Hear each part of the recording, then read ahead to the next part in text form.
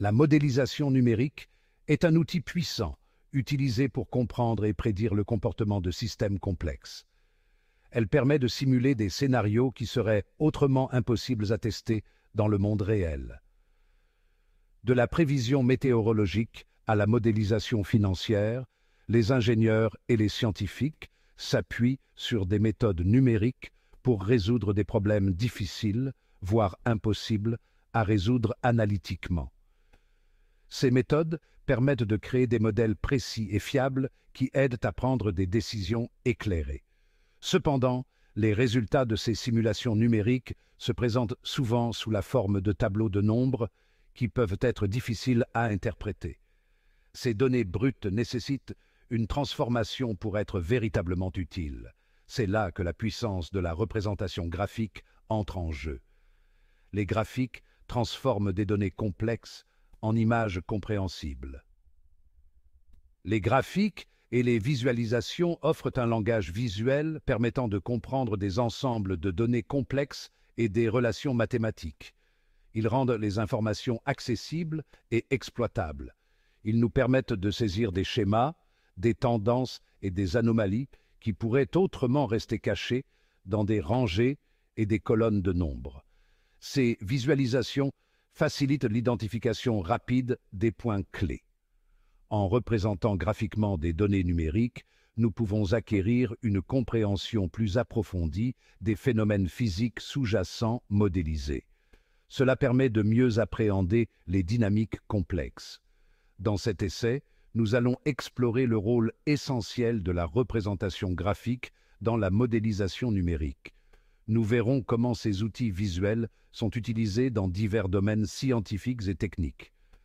Nous aborderons plusieurs méthodes numériques fondamentales, notamment la méthode d'Euler, l'interpolation de Lagrange et d'autres techniques essentielles, et la méthode de Gauss-Seidel, qui sont toutes cruciales pour la résolution de systèmes d'équations complexes, et illustreront comment la visualisation graphique améliore notre compréhension de ces méthodes et de leurs applications. Les graphiques permettent de comparer facilement les résultats et d'identifier les meilleures approches. Nous approfondirons le concept d'analyse d'erreurs et montrerons comment les graphiques peuvent être utilisés pour visualiser et comparer la précision de différentes solutions numériques. Cela aide à améliorer la fiabilité des modèles. Enfin, nous examinerons une application pratique de ces concepts dans le contexte de la modélisation des flux thermiques, en montrant comment les représentations visuelles aident à comprendre et à résoudre des problèmes concrets. Ces visualisations sont essentielles pour optimiser les systèmes thermiques et améliorer leur efficacité. La méthode d'Euler est une méthode numérique simple et largement utilisée pour approcher les solutions d'équations différentielles. Elle est souvent la première méthode que l'on apprend en analyse numérique en raison de sa simplicité et de son efficacité pour des problèmes de base. Les équations différentielles décrivent l'évolution d'un système au fil du temps et sont fondamentales dans de nombreux domaines de la science et de l'ingénierie. Elles permettent de modéliser des phénomènes aussi divers que la croissance des populations, la dynamique des fluides et même les circuits électriques. La méthode d'Euler permet d'approcher la solution d'une équation différentielle en procédant par petits pas dans le temps et en utilisant l'équation pour estimer l'évolution du système à chaque pas. Chaque petit pas est une approximation qui, cumulée avec les autres, donne une image globale du comportement du système. Imaginez que vous essayez de suivre le mouvement d'une voiture sur une route. Vous pouvez utiliser la méthode d'Euler pour estimer sa position à différents moments.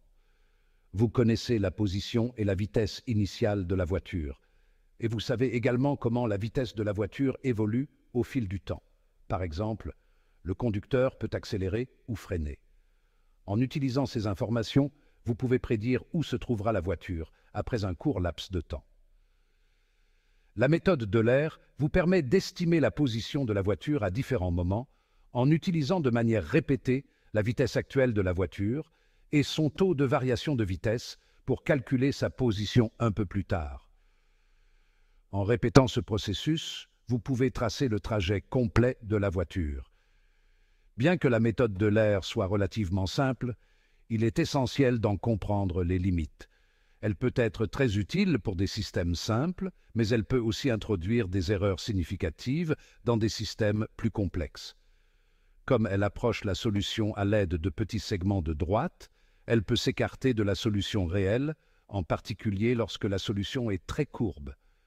Plus les segments sont petits, plus l'approximation est précise, mais cela nécessite plus de calcul. Cet écart est appelé erreur, et il est crucial d'analyser et de minimiser cette erreur lors de l'utilisation de méthodes numériques. En comprenant les sources d'erreur et en ajustant les paramètres de la méthode, on peut améliorer la précision des approximations et obtenir des résultats plus fiables. L'interpolation de Lagrange est une technique puissante utilisée pour construire une fonction polynomiale qui passe par un ensemble donné de points de données. Cette méthode mathématique permet de trouver une courbe qui relie parfaitement tous les points de données que nous avons en créant une fonction continue à partir de valeurs discrètes.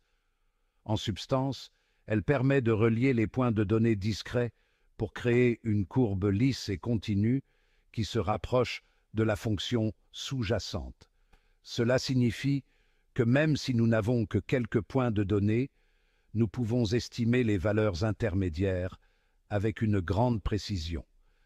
Cette méthode est particulièrement utile lorsque nous disposons d'un nombre limité de points de données, mais que nous devons estimer la valeur de la fonction en d'autres points de la plage de données. Par exemple, dans des situations où il est difficile ou coûteux de collecter des données en continu.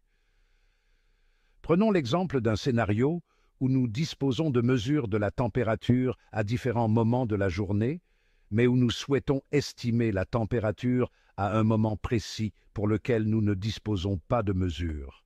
Cela peut être crucial pour des applications météorologiques ou climatiques. L'interpolation de Lagrange nous permet de construire une fonction polynomiale qui passe par les points de données de température connus. En utilisant ces points, nous pouvons créer une courbe qui représente fidèlement les variations de température tout au long de la journée. À l'aide de ce polynôme, nous pouvons ensuite estimer la température à tout moment dans la plage de nos mesures. Cela nous donne une image plus complète et continue des variations de température, même entre les points de mesure. L'interpolation de Lagrange est une technique fondamentale en analyse numérique et trouve des applications dans divers domaines, notamment l'ajustement de données, l'intégration numérique et l'infographie. Elle est également utilisée dans la modélisation financière, la physique et même dans l'animation par ordinateur. Sa capacité à créer une représentation continue à partir de données discrètes en fait un outil indispensable pour les scientifiques et les ingénieurs qui travaillent avec des données expérimentales ou simulées. En fin de compte, l'interpolation de Lagrange nous aide à mieux comprendre et à prédire les comportements des systèmes complexes à partir de données limitées. Section 4. Méthode de Gauss-Seidel. Résoudre les systèmes étape par étape. La méthode de Gauss-Seidel est une technique itérative utilisée pour résoudre des systèmes d'équations linéaires. Ces systèmes se retrouvent dans de nombreuses applications, notamment l'analyse de circuits, l'ingénierie des structures et la modélisation économique. La méthode consiste à affiner de manière répétée une estimation initiale de la solution jusqu'à ce qu'elle converge vers une solution qui satisfasse toutes les équations du système. Imaginez que vous ayez un système d'équations représentant l'équilibre des forces agissant sur un pont. La méthode de Gauss-Seidel commence par une estimation initiale des forces en différents points du pont.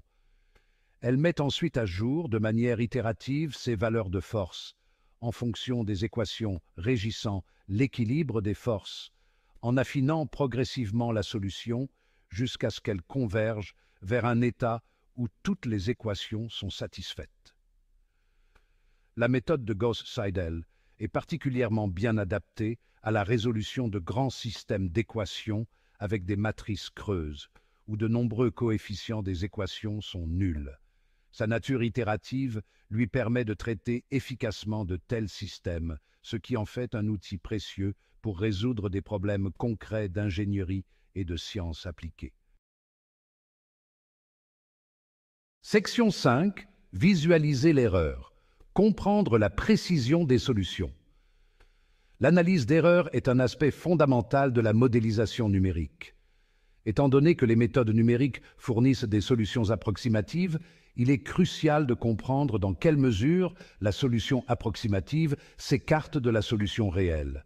Cet écart est quantifié sous forme d'erreur et la visualisation de cette erreur est essentielle pour évaluer la précision et la fiabilité des résultats numériques.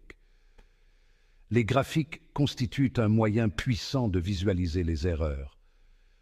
En traçant la différence entre la solution numérique et la solution réelle, si elle est connue, ou en comparant les solutions obtenues à l'aide de différentes méthodes ou paramètres, nous pouvons obtenir des informations sur la précision et la stabilité de la méthode numérique utilisée. La visualisation des erreurs nous permet d'identifier les zones où la solution numérique est la moins précise et de comprendre comment le choix de la méthode ou des paramètres affecte la précision de la solution. Ces informations sont cruciales pour prendre des décisions éclairées quant à la fiabilité des simulations numériques et pour optimiser les méthodes utilisées afin d'obtenir les résultats les plus précis possibles et fiables.